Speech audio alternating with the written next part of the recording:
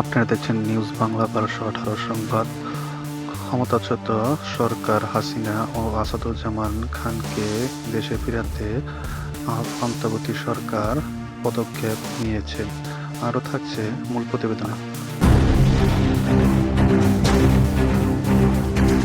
জুলাইয়ের গণঅভ্যুত্থানে ক্ষমতাচ্যুত হওয়ার পর এখন মানবতাবিরোধী অপরাধের মামলায় মৃত্যুদণ্ডপ্রাপ্ত আসামি শেখ হাসিনা ও সাবেক স্বরাষ্ট্রমন্ত্রী আসাদুজ্জামান খান কামাল। এরপর থেকে আলোচনায় কিভাবে হবে তাদের রায় কার্যকর, তাই তাদের ফিরিয়ে আনার দাবি আরও জোরালো হয় জনগণ ও মানবাধিকার সংগঠনগুলোর পক্ষ থেকে। আর এবার মানবতাবিরোধী অপরাধে মৃত্যুদণ্ডপ্রাপ্ত ক্ষমতাচ্যুত প্রধানমন্ত্রী শেখ হাসিনা এবং সাবেক স্বরাষ্ট্রমন্ত্রী আসাদুজ্জামান খান কামালকে দেশে ফিরিয়ে আনতে পরিকল্পনা নিয়েছে অন্তর্বর্তী সরকার।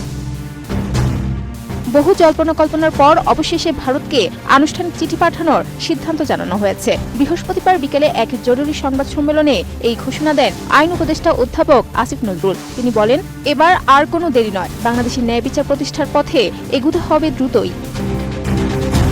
অধ্যাপক নজরুল জানান, মানবতাবিরোধী অপরাধের জন্য মৃত্যুদণ্ডপ্রাপ্ত আওয়ামী লীগ নেত্রী শেখ হাসিনা ও সাবেক স্বরাষ্ট্রমন্ত্রী আসাদুজ্জামান খান কামালের এক্সট্রাডিশনের জন্য আমরা চিঠি দিচ্ছি। একই সঙ্গে চুক্তি অনুযায়ী ভারতকেও দায়িত্ব পালনের আহ্বান জানিয়েছেন এই উপদেষ্টা। সরকারের এই ঘোষণা আসতেই কূটনৈতিক অঙ্গনেও আলোচনার ঝড়। তবে শুধু দ্বিপাক্ষীয় চিঠি নয়, সরকার ভাবছে আন্তর্জাতিক পর্যায়েও দরজা খুলে দেওয়ার কথা। নেদারল্যান্ডসের হেগে অবস্থিত আন্তর্জাতিক অপরাধ আদালতের কাছে প্রত্যর্পণ প্রক্রিয়ার সহায়তা নেওয়া যাবে কিনা সেটা নিয়ে চলছে নতুন করে মূল্যায়ন। আইন উপদেষ্টা জানিয়েছেন, আন্তর্জাতিক আইন এখতিয়ার এবং বিচার ব্যবস্থার সীমাবদ্ধতা মাথায় রেখেও প্রক্রিয়াটি শক্তিশালী করা যায় কিনা সেই সম্ভাবনা সরকার গুরুত্বের সঙ্গে বিবেচনা করছে।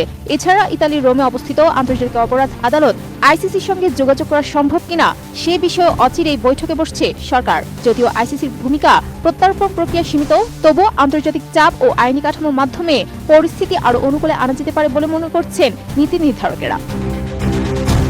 অন্যদিকে রাজনৈতিক বিশ্লেষকদের মতে এই পদক্ষেপ বাংলাদেশের ন্যায় বিচার, কূটনীতি এবং আঞ্চলিক সম্পর্ক তিন ক্ষেত্রে বড় ধরনের প্রভাব ফেলতে পারে। বিশেষজ্ঞরা বলছেন, ভারতের অবস্থান নির্ধারণ করবে এর প্রত্যর্পণ কত দ্রুত বা আদৌ এগোবে কিনা। কারণ চুক্তির ধারা থাকলেও বাস্তবায়ন পুরোপুরি নির্ভর করছে দুই দেশের কূটনৈতিক সম্পর্ক ও রাজনৈতিক সদিচ্ছার উপর। আপনারা দেখলেন নিউজ বাংলা ১২১৮ সংবাদ।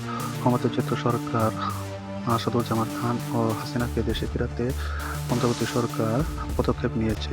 তো এরকম নিত্য নতুন ভিডিও পেতে নিউজ বাংলা ১২১৮ সাথে থাকুন এবং আপনাদের মতামত জানাতে কমেন্ট বক্সে কমেন্ট করুন।